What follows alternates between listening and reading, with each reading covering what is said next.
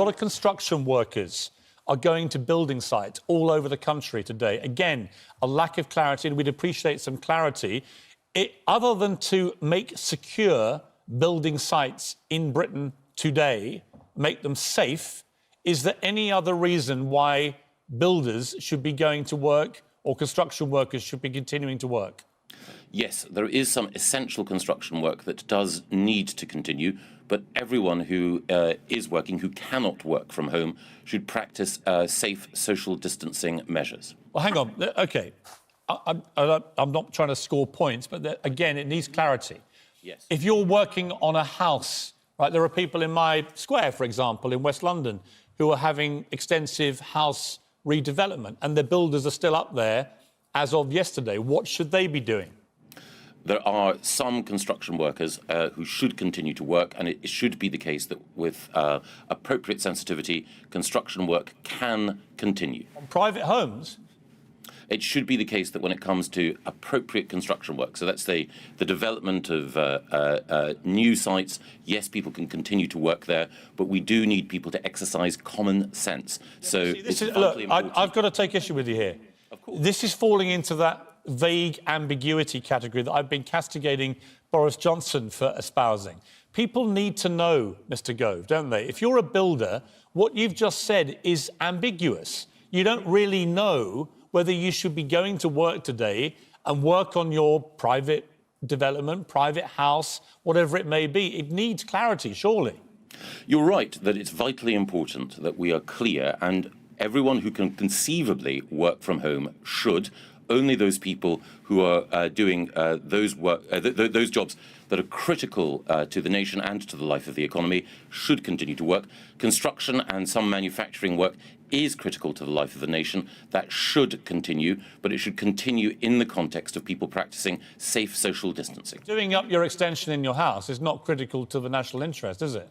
But there is lots of construction work that is. How is this going to be enforced? Are you putting your faith in the fact that people will comply with this, or are we literally going to see the police questioning us on how many times we've been out to exercise, whether we're going to shop for basic necessities? I think people will exercise their own common sense, but the police do have enforcement powers. Under the Public Health Act, there are powers to ensure that people do comply with everything that we've said. But overall, I have confidence that the British people will use their common sense and will follow the very clear guidance that the government has given. Is your confidence in the public displaying common sense not been slightly shattered, like everybody else's has, by the fact that they've resolutely, in large numbers, shown zero common sense, sadly, and completely disregarded advice? I mean, it seems to me this is clearly a critical national health issue. We're looking at pictures from the London Tube yesterday, absolutely rammed with people. Supermarkets are still rammed with people, even when Italy, for example, has supermarkets where everyone is queuing outside with 2-metre gaps. This is our Tesco's, but in Italy, they're all 2 metres apart.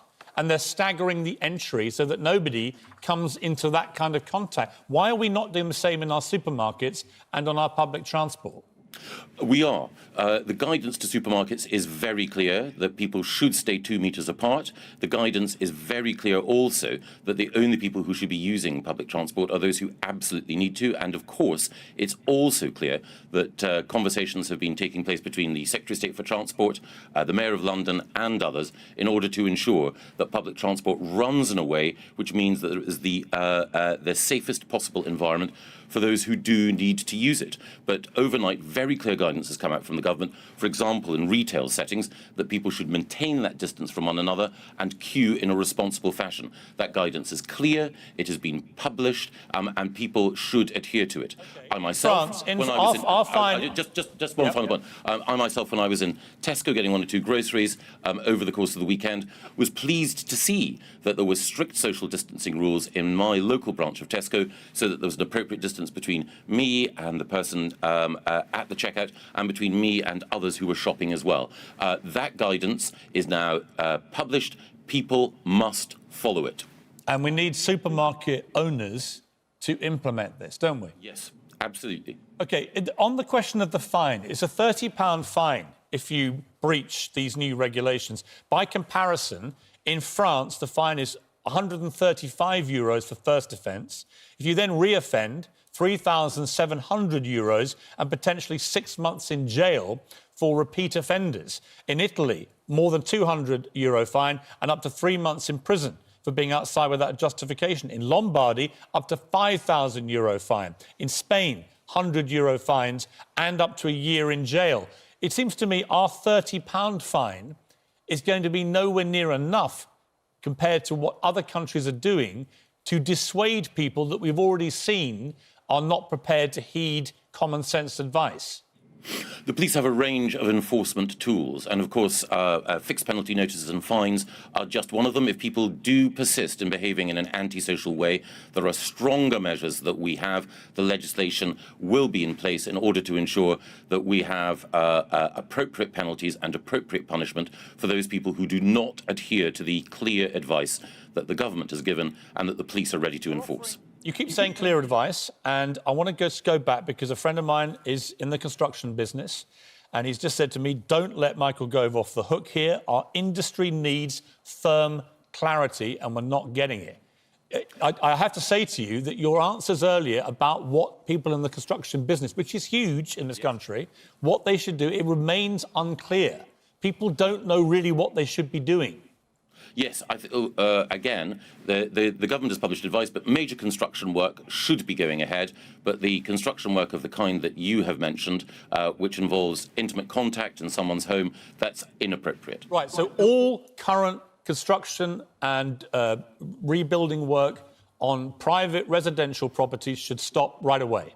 No, let's be clear that we need to look at the nature of the work that's being done. So if it is the case that you are reconstructing or building a home in which there is no one present, then that is appropriate and it can go on. But if we're talking about the sort of construction work that involves a builder coming into a home in order to, as you pointed out, deliver an extension or something like that, that would seem not appropriate and not in line with the clear guidance. But we're seeing pictures of large groups of construction workers having their morning breakfast together and then going up into buildings together.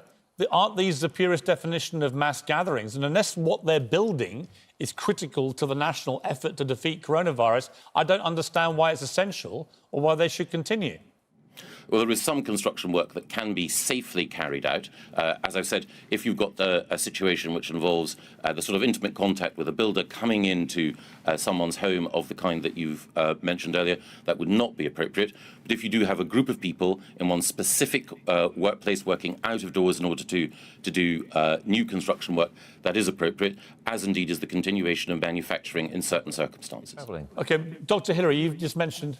But these construction workers have got to travel to that site. They shouldn't be travelling. They should be staying at home. I don't understand why they would be going to work on a construction that isn't urgent. Well, it is the case that for many construction workers, the means by which they can travel to the site will be safe and will not involve them mixing with others. But it is also the case that we do need to ensure that the sorts of major construction work which I've mentioned can continue.